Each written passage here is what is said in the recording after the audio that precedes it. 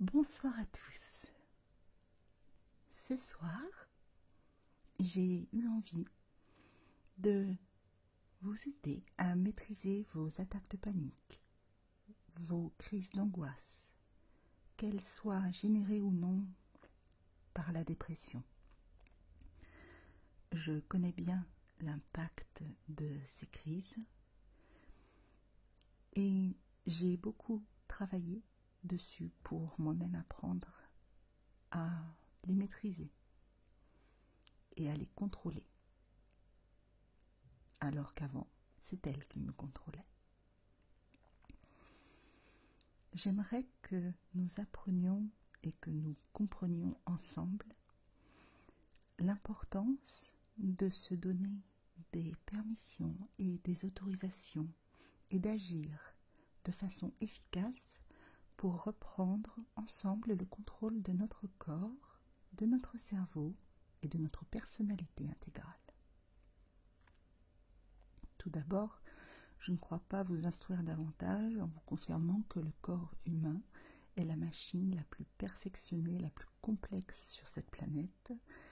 Ainsi en a décidé l'évolution cosmique et non nous-mêmes. Afin de faire un parallèle le plus compréhensible possible pour pouvoir être vraiment efficace, je vais commencer par vous expliquer comment fonctionne votre cerveau.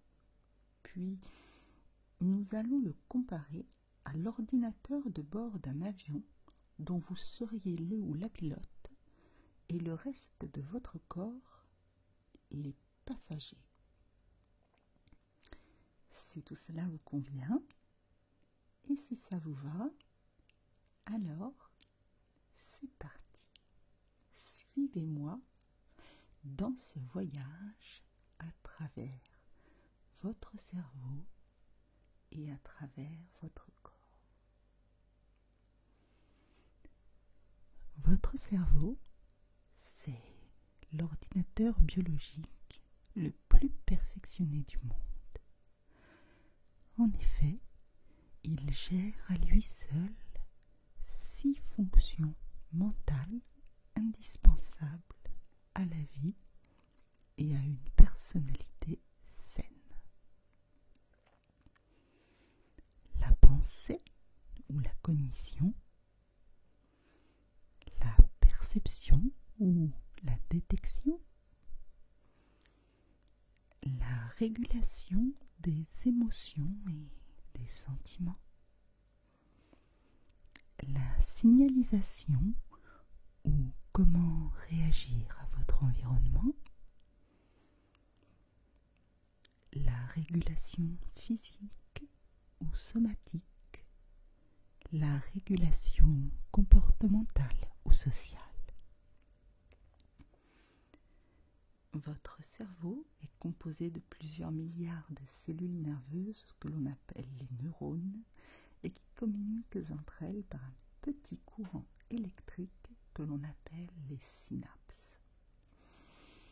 Entre deux neurones, il existe une fente qu'on appelle fente synaptique dans laquelle s'engouffrent des informations que l'on appelle les neurotransmetteurs. Habituellement, quand tout va bien, le cerveau est aux commandes, en pilotage automatique, et il sait parfaitement ce qu'il a à faire. Un peu comme le pilotage automatique d'un avion dont le pilote n'est présent que dans le cas où surviendrait une avarie. Nous prendrons cet exemple parallèle comme représentation imagée. Sachez et soyez persuadés que l'espèce humaine et son cerveau est la plus complexe des machines de cette planète.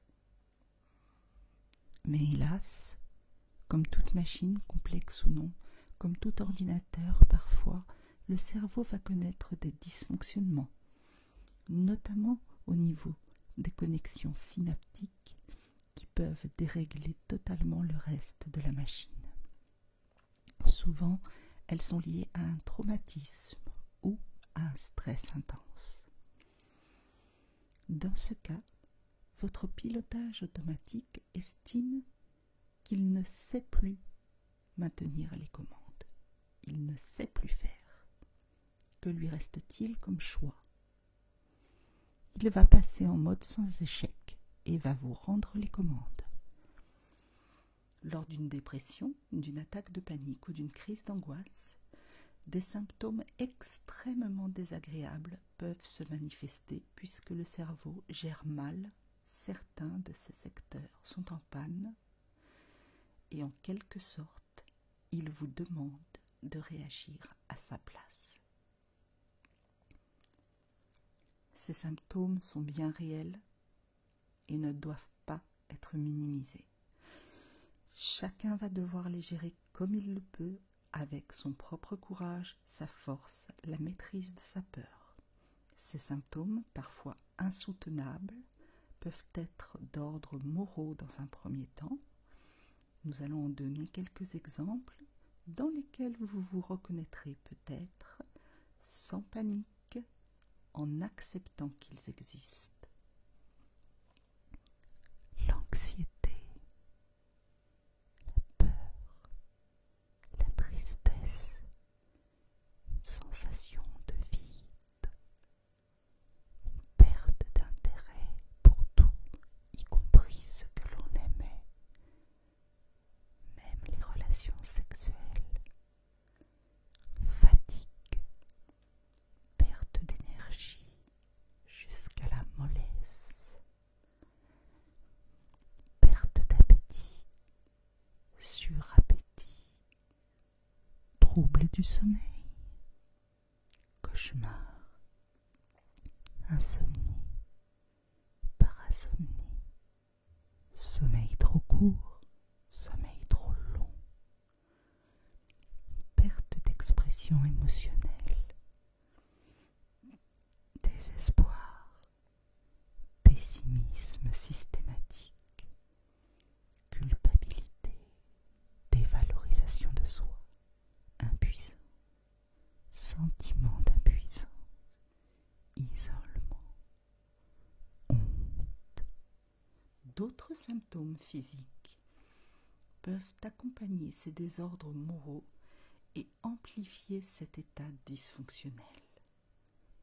Problèmes de mémoire, problèmes de concentration, incapacité à prendre une décision, difficulté à accomplir une tâche habituelle et simple, agitation, irritabilité, maux de tête, céphalée, troubles digestifs, douleurs généralisées chroniques, vertige, troubles du rythme cardiaque, arythmie, tachycardie, bradycardie, difficulté à maîtriser votre respiration, douleur au dos, aux articulations, douleur abdominale.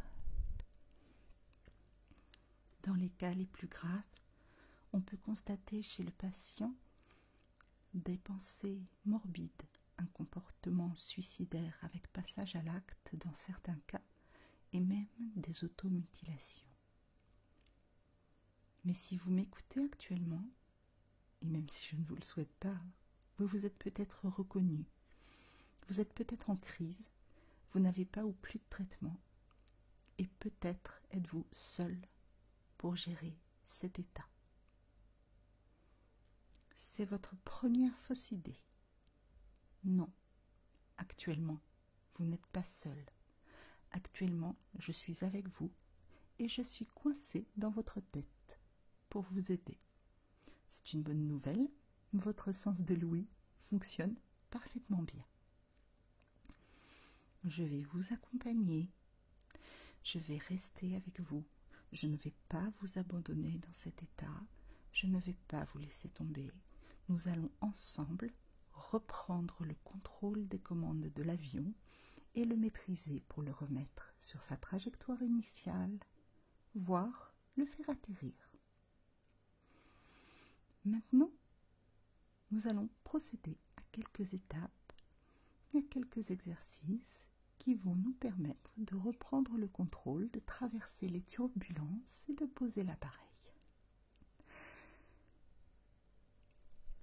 Si vous le pouvez, fermez les yeux, fermez les yeux, fermez les yeux. Et commençons ensemble par faire un état des lieux, constater tout ce qui ne va pas, les dysfonctionnements. Il faut avoir une vue d'ensemble. Vous savez que quelque chose ne va pas. Vous savez que ce n'est pas normal, que votre cerveau est en dysfonctionnement. Il a déclenché une alarme pour vous informer qu'il ne fonctionne pas bien. Ok. Votre constat est fait. Maintenant, nous allons pouvoir réagir en conséquence. Coupez cette alarme qui vous fait paniquer et concentrez-vous sur ma voix. Tout d'abord, nous allons tranquillement ralentir et réajuster votre système cardiaque qui est votre moteur. À l'instant, il reçoit trop d'oxygène et nous allons donc abaisser sa fréquence afin qu'il reprenne un rythme normal.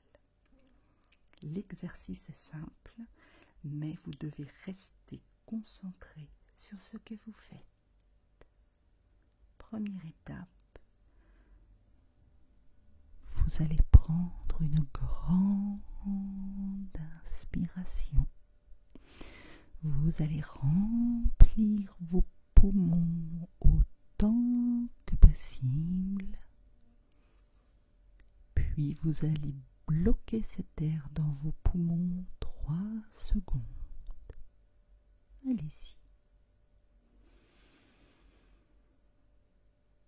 1, 2, 3. Relâchez complètement l'air que vous avez ainsi inspiré et conservé. Attention. La crise d'angoisse peut faire en sorte que vous avez le souffle court. L'exercice va être un peu plus difficile, mais c'est tout à fait normal à l'instant où nous sommes. Commencez par des inspirations et des expirations à votre niveau. Vous allez vite constater que votre corps comprend ce que vous attendez de lui. Mais ce que le cerveau aurait commandé en état normal de fonctionnement, il vous demande de le faire à sa place et en y apportant de l'attention. Alors qu'en cas classique, vous n'en auriez pas forcément besoin. La respiration étant un réflexe. Recommencez. Inspiration.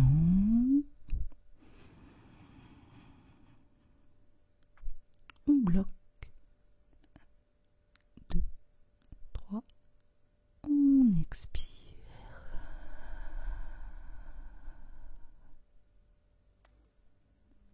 Inspiration. 1, 2, 3. On expire.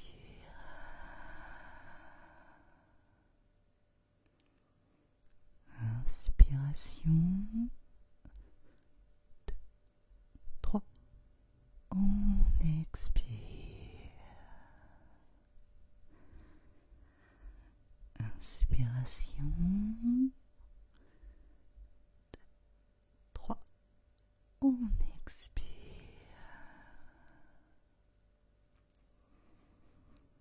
Si des pensées arrivent, qu'elles soient bonnes ou qu'elles soient mauvaises, acceptez-les. Acceptez-les et surtout laissez-les passer. Ne vous y accrochez pas, laissez-les passer. On laisse passer les pensées. Elles s'accrochent, se décrochent. Elles s'accrochent, se décrochent. Laissez-les passer. Laissez-les passer. Puis disparaître comme un paysage à bord d'un train à grande vitesse, aussi souvent qu'il le faudra. Maintenant, prenez conscience de vos muscles. Ils sont peut-être tendus sur l'ensemble du corps. Prenez conscience de cette tension et tandis que vous la ressentez et que maintenant vous maîtrisez et savez réguler votre respiration, vous allez prendre une très grande inspiration sans bloquer, mais expirer fortement en relâchant la totalité de vos muscles d'un coup. Puis vous resterez dans cet état quelques instants.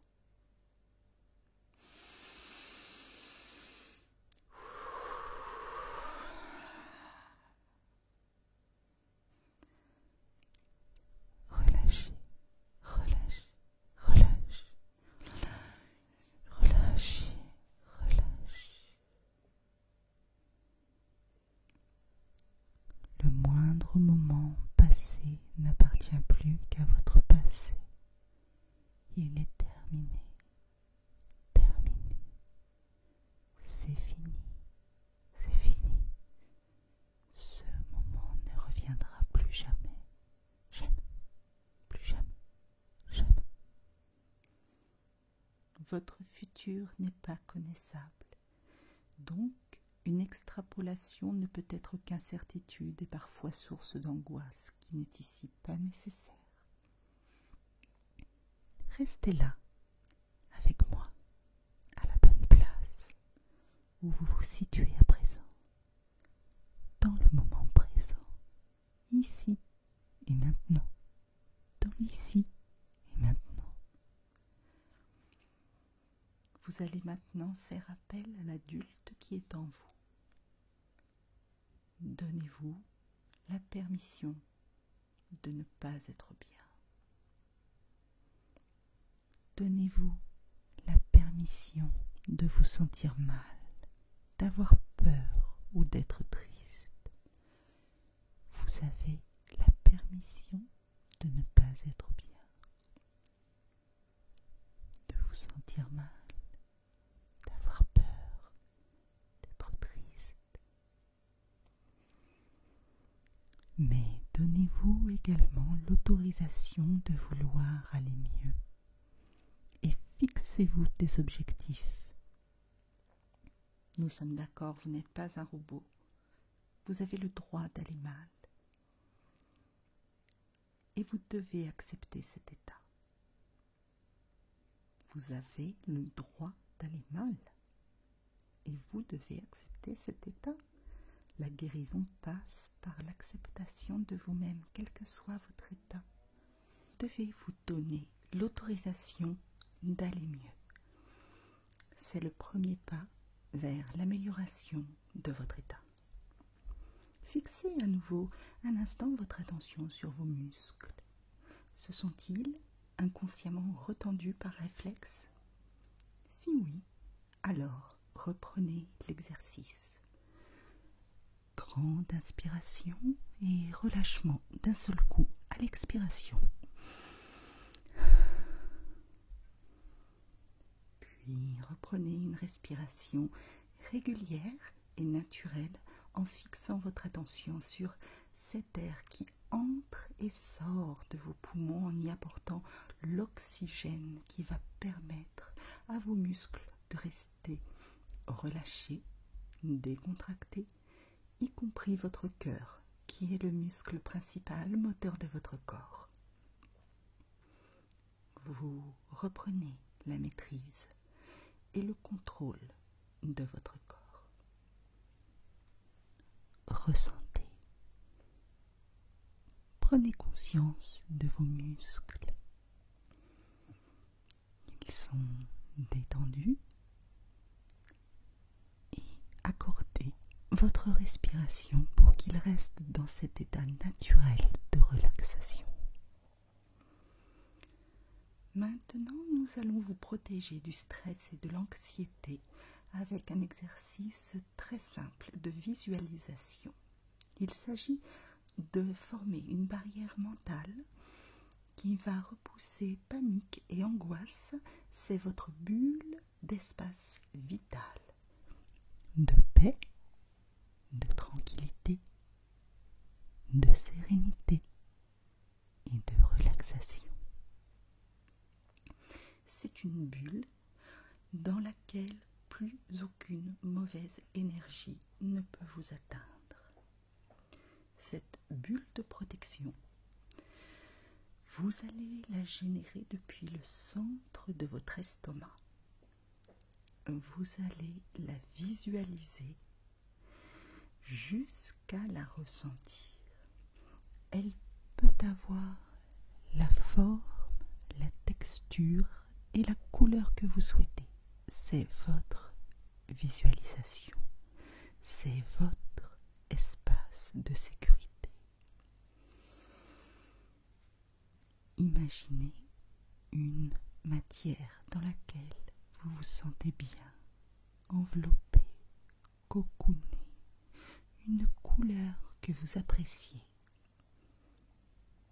qui évoque dans votre esprit des choses positives. Concentrez-vous encore plus profondément en vous, mais calmement, sans forcer, sans vous contracter. Vous voyez cette bulle dans votre esprit et vous allez la visualiser si fort que vous allez commencer à la ressentir dans votre abdomen, mais avec légèreté. Vous allez ressentir ces douces vibrations positives et apaisantes. Puis avec le contrôle de votre respiration profonde et maîtrisée, vous allez commencer à étendre cette bulle, la laissant sortir de vous pour progressivement vous entourer, puis vous envelopper complètement, tel un bouclier inviolable, infranchissable. Vous voici dans votre espace vital, qui n'appartient qu'à vous et dans lequel vous êtes en parfaite sécurité contre toute énergie négative. Vous êtes toujours avec moi? Moi, je suis avec vous. Vous n'êtes pas seul. Je ne vous abandonne pas. Et je suis toujours là pour vous assister, vous aider et vous guider. Si c'était votre premier essai, alors bravo si vous l'avez réussi. Cela signifie que vous commencez à maîtriser l'interaction entre votre cerveau et votre corps. Mais surtout, si vous avez échoué, apprenons de suite à relativiser. Posez-vous calmement, toujours en maîtrisant votre respiration, les bonnes questions. Suis-je dans le bon environnement pour cet exercice? Est-ce si dramatique si je ne réussis pas du premier coup alors que je suis en apprentissage et que c'est ma première fois? Qui peut se vanter de n'avoir jamais connu l'échec? Ai-je des comptes à rendre à quiconque sur cet exercice? Un premier échec signifie-t-il que je n'y arriverai jamais? Suis-je assez sage pour accepter que je pourrais subir d'autres échecs avant d'y arriver? Si j'ai essayé, n'est-ce pas le signe que je suis une personne volontaire et qui a conscience que je veux agir pour aller mieux? Je suis une personne. Je suis quelqu'un. Je compte. Je fais partie de ce monde. Qu'est-ce qui m'empêche de recommencer autant de fois que nécessaire? Ai-je visualisé une bulle à ma convenance? Était-ce la bonne forme? Était-ce la bonne taille? La bonne texture? La bonne couleur? Vous vous connaissez mieux que personne. Je suis là pour vous apporter toute mon aide possible et vous êtes le ou la mieux placé pour décider de ce que vous voulez que votre corps fasse, ce que vous attendez de lui et de comment il doit réagir à un ordre cérébral que vous allez lui imposer par votre volonté. C'est vous maintenant qui êtes aux commandes. Surtout, ne perdez pas de vue le rythme que vous allez imposer à votre respiration. Et n'oubliez pas, si vous apercevez de la tension ou de la crispation autour de vos muscles, une grande inspiration aussi profonde que possible et une grande expiration en relâchant tout le corps. Des pensées arrivent, acceptez qu'elles passent, mais ne vous fixez pas dessus, laissez-les passer autant de fois qu'il le faut pour fixer votre attention uniquement sur l'importance de votre concentration. N'oubliez pas, donnez-vous des permissions, des autorisations. Vous avez le droit de vous autoriser à aller mal, mais déterminez un objectif, une durée maximale à la fin de laquelle vous vous donnerez la permission de réagir pour aller mieux. Ayez confiance en vous. J'ai confiance en vous. Réécoutez cette vidéo autant de fois que nécessaire si elle vous a aidé, si vous en avez besoin, et reprenez le contrôle de vous-même. Bon courage.